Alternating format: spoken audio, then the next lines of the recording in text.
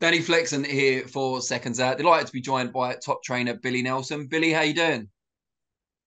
I'm fine, Danny. Thanks. Everyone's good. Good, good. I'm still getting used to the new slim line, Billy Nelson, but you've kept the weight off, so Mm. yeah, I'm gonna have to get used to it. I've created some cheekbones here. I don't know where they came from.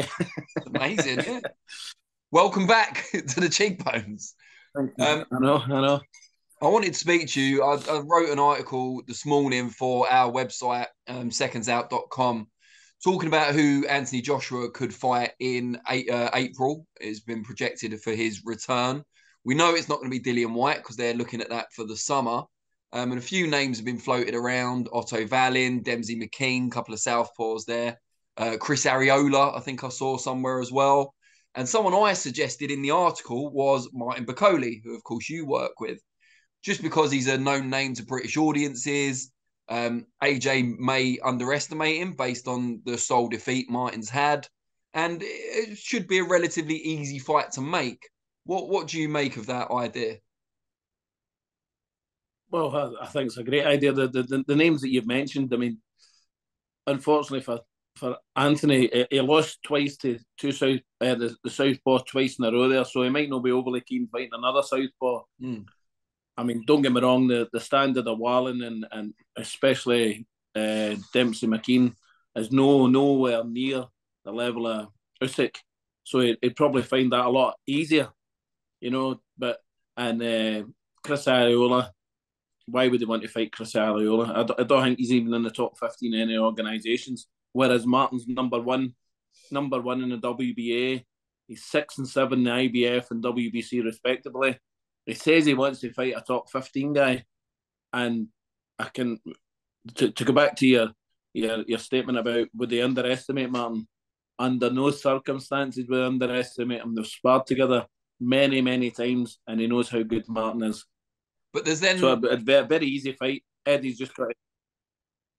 but there's Sorry. then that count against him getting the fight in that Joshua's been in the ring with him and knows how good he is. He might not fancy it. It's the case with everybody, Danny. Unfortunately, it's so difficult to get Martin Bakole a fight. Unbelievably hard because he sparred with everybody in Britain other than Dylan White, and well, he's not going to come near us. Although I'd love him to pick up a phone and why doesn't Dylan White fight Martin Bakole and then whoever AJ fights and hopefully beats and Martin fights Dylan White and then two winners fight. But in the nicest possible way, if you were Dillian White and you knew you had a mega money rematch scheduled for the summer with AJ, you wouldn't go near Martin Bakole, would you?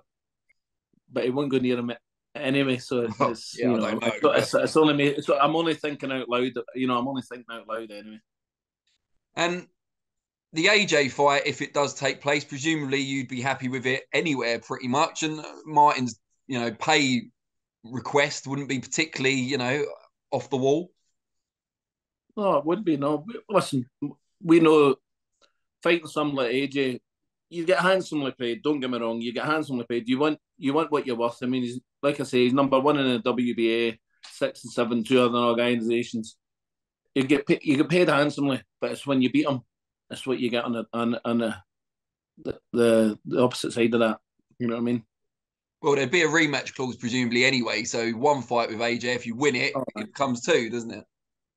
and there's always a rematch clause. Yeah, There's exactly. always a rematch clause, isn't there? So why do you think the phone hasn't rung But yet put then you in a from very. Eddie? Oh, I've no idea. I've no idea. They obviously don't fancy it. Yeah, because It's from too what hard I to heard, fight. It's too hard to fight. If they're wanting a comeback fight, Martin yeah, I mean, it's a tricky one because although, and I said this in the article, they don't want a risky fight overly, but at the same time, they need to sell out a stadium, presumably. They're not going to put him on in a smaller venue, I wouldn't think. So are they going to sell out a stadium with, and all due respect to them, but a Chris Arreola or a I Demsey wouldn't be. McKean or I wouldn't be surprised if they just went back to 0-2 for AJ's first fight in April 1st. that's a bit of a Because statement, though, isn't if it? It's a you're bit of a bringing come in down.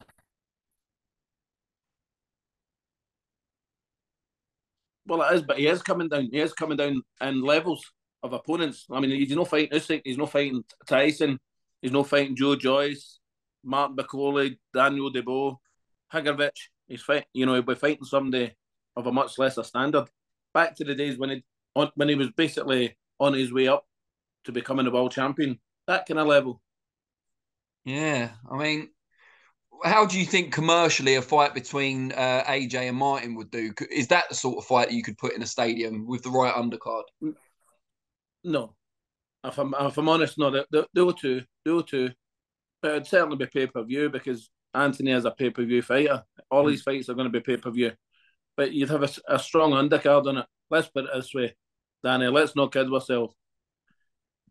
AJ's fought so much worse opponents than Martin Bakole and got pay-per-view money for it. So why should he not fight a class act like Martin Bakole on pay-per-view? Do you think there's much chance that the phone will ring? I mean, they haven't confirmed an opponent yet. No, not for this fight, no. No chance. Yeah, and you think they won't call you basically because it's too risky? But in comparison to the other names that you've mentioned, very much so, aye. And do you think that's partly because he's coming off 2 defeats as well? Do you think maybe his confidence has been knocked a little bit? And first fight of a new trainer as well? Well, I very much so. Plus the fact Martin's come off a career best win against Tony Yoka, which he's got very little praise for him. He beat an Olympic gold medalist, which Anthony is as well. So and to be perfectly honest, I'm a wee bit disappointed that Martin's not had a fight since then. But as I say, things are happening very, very. I mean, even today, it could be done today. You obviously believe in your man. How confident are you that he could get the job done against Joshua? And how would he do it? What would the approach be? Just do what he does. The spars that I have are very, very, very competitive. I think as Martin's skill and movement versus Joshua's power is what prevails. And do you think if those sparring sessions had never happened, do you think Joshua would be more likely to consider Martin for this one? Very much so, aye. It could be the case with nearly everybody in Britain, but you've got to spar. And I'm a great believer in you can't spar guys that are way, way levels below you because you learn nothing. You've got to engage your boxing brain when you're in sparring, and you take that into your fight. There's no point. I mean, it's the easiest thing in the world to bring a sparring partner in, pay them £1,000 a week to beat 11 daylights out of them. That's doing your boxer no good. The other boxer no good. So it's no good for anybody. Now, looking at other options for Martin, he is, as you pointed out, the WBA #1 heavyweight.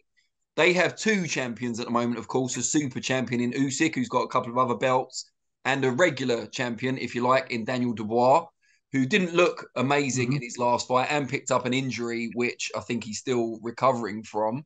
How easy do you think it will be to make a fight between Martin and Daniel? And do you think the WBA will ultimately call for it? I think they will call for it. I think whoever wins between Tyson and Alexander Usyk, then I think ultimately they'll give up the WBA. I would imagine. That's what I surmise will happen. And then Daniel becomes the full champion, and then he'll have to fight the #1 challenger, who will be Martin Bakole. And presumably, and he'll not want that fight. Yeah, I mean, presumably looking at Dubois' last performance, you'd quite fancy that one. It doesn't matter about his last performance. They've sparred many times, and Martin will win that fight very comfortably. Very comfortably. Just too good for him. What do you do about making sure Martin gets out before that, though? Because we're looking at quite a way in the future for the WBA call for that fight if they do. You don't want him to come in off a long period of inactivity to do it. It wouldn't be. He'll be fighting very soon. Can you tell us any more? Very soon. No, just very soon. Very soon. In the UK? Yes. Okay. Is that all we're getting? That's it. Until it's completed. I wouldn't divulge anything. So it'd be wrong of me to do so in case it fell flat in its fucking face, wouldn't it? Well, yeah. But it will happen, and it will be happening very, very soon. You'll probably know by Monday. And I mentioned earlier about this being Joshua's first fight with a new trainer in Derek James. What did you make of that move? Well, he's a great trainer, isn't he? I mean, he's not one of these guys that get gifted top fighters. I mean, he brings them for basically turning pro, or even having them as an amateur. When they were amateur, he does it the right way, and you can only that's a sign of a proper top world class trainer.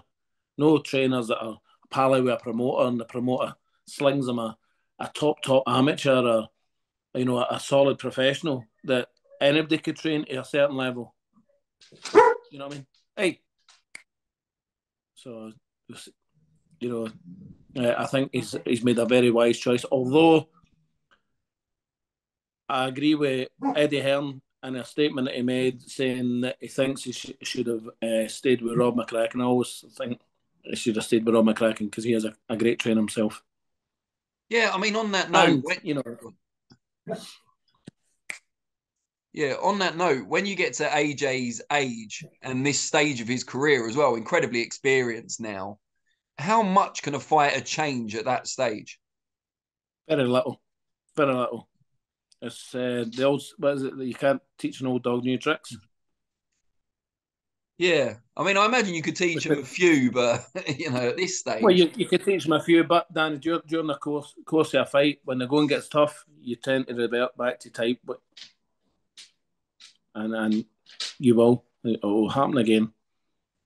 And regardless of whether you see AJ ultimately fighting Martin at some point, do you feel that Joshua can get back to the top? Can he win another world title? Oh, of course he could. He's got the power to win a world title. He's got the power of punch to knock anybody out. But it's going to be a hard road, and he'll need to fight people like Martin Bakole. So let's make the fight sooner rather than later. All right. Well, hopefully Eddie watches this and takes it on board. Although you've kind of made a big case for an upset, so I'm not sure you'll convince him. Is the upset? It's not an upset in our eyes. It No, wouldn't have been upset in my eyes. It wouldn't have been upset in many people's eyes, Danny. It wouldn't have been upset, in Martin Bakole's eyes. More importantly, it'd be an upset in your casual fans who have never seen what I see every day with Martin Bakole, what I see in the gym with Martin. And that, I mean, who thought? Be honest. Who thought? Did you think Martin would go over and do what he done to Yoka? No, not before the fight. No, I thought it'd be a good fight. I thought he'd probably get robbed on the cards, if I'm honest. But they fucking he nearly did, didn't he? He nearly did. You were getting 5-1, Martin Bakole to beat Yoka. Even more confident. I was even more confident when I seen Tony Yoka on the scales. He had like a 33, 34-inch waist. Like got pulverized during the course of the fight. Yeah, it's a great win. Like you said, it's a shame he hasn't been out since, and hopefully we get to see him soon. But what's also a shame, they never really get any true recognition of the boxing journalists and media regarding the win. I mean, if he was an Englishman that went over there and done that, it'd be everywhere, Danny. Yeah, I mean, it probably would have been on live TV over here if it was an Englishman as well. That's the other thing, Martin's best moments haven't always been broadcast live here, have they? He had that big win out in Poland as well. I think that was a cracking win in Poland as well. But I think it was in Box Nation that night. I'm not sure. I think it was on Box Nation, the Yoka fight. Okay. But it was on ESPN, and some people can get that through their Fire Sticks over here. But he's WBA #1. That's the most important thing, because now he's in a position where the top fighters won't be able to avoid him. Well, they can still avoid him, but there's less chance here. But irrespective of avoiding him, the champion can't avoid him when it becomes the mandatory. That's the way Martin Bakole is going to get fight for a world title, becoming mandatory challenger for whoever's the champion, because nobody's going to give him a voluntary defence. Yeah. but then he's in a Not great even, position. and as much as it sounds silly, not even I don't even think Tyson Fury would give him a voluntary defence, because it's a hard fight. He knows it's a hard fight. We've had great spars. He knows how good Martin is. Martin obviously knows how good Tyson is. But why would you give somebody like that a voluntary defence? And Usyk will certainly never give him a voluntary. No. And I mean, they can make big money against other fighters as well without taking such a big risk, I suppose. I know. But we're in the entertainment business. You want to get good fights and big fights that the public want as well. But hopefully, when Martin becomes a world champion this year, people will see what I've been talking about for a long time, and they'll get behind him. But people do get behind him. He's a very popular guy, especially up here, and people laughed at me when he was number 132 4.5 years ago, and I said this guy could go the whole way. Well, he's number one now. We're not far away from so even he's not far away from achieving what we said he would do. Yeah, good stuff, Billy. Really appreciate it. Don't expect you to get the AJ fight because you don't expect to. But hopefully, big news about Martin soon, and then onwards and upwards. Definitely, mate. It'll be a very big year, 2023. So I'm really looking forward to it. And I've also got a Kazakhstan boxer here called Sultan Zubrek. Honestly, he's only been here 3 weeks. Unbelievable talent. How's he ended up with you in Scotland? Promoter. What? He asked to come over. Okay. He asked to come over. Got in touch with me. Asked to come over. Staying in my house. He's actually staying in my house. So he's not eating Swiss sausage. Sorry? Is he a good lodger? Oh well, he's up in his room. The majority, he's a ultimate professional. Eats, sleeps, trains, and watches television with and that's him. Quite him. No problem. You don't need to. You tell him to do something, it's done. But ultimately, what a fighter, Danny! What a fighter. When are we going to see him in action? Well, I think we're trying to get him a promoter just now. I know it's hard. He's a Kazakhstani guy, 13-0 WBO European champion. He needs somebody to give him a chance, and I personally believe, for what I've seen so far, and he's not even, he's not even what I would call fight fit yet. Another couple of weeks, he'll be near there. I would say that he'd beat anybody in Britain. Wow. He was a world silver medalist as an amateur. Let's hope we get to see him soon then. Oh, very much so. I mean, people who know the boxing will understand what I mean. Great stuff. Well, only people that know their boxing watch Seconds Out, so you'll be all right.